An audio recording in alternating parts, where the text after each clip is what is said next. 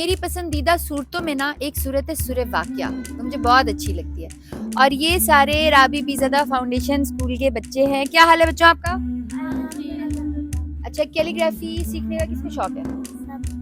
सबको है। तो आप कैलीग्राफी करते हो ना, आपको इतना ज़्यादा सुकून मिल रहा होता है, आपके दिल को सुकून मिलता है। कैसी लग रही है आपको ये?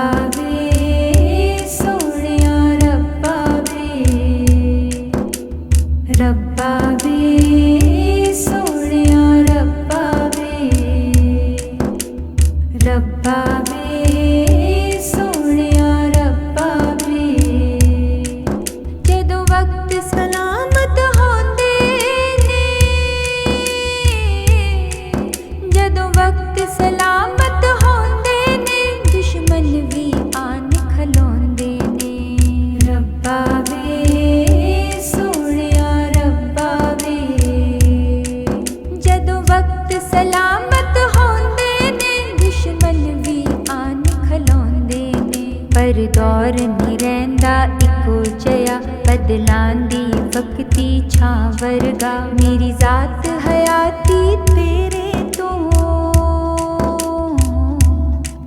मेरी जात हयाती तेरे तो तू आंदे जांदे सा वर्गा रब्बा वे सोहणिया रब्बा वे रब्बा वे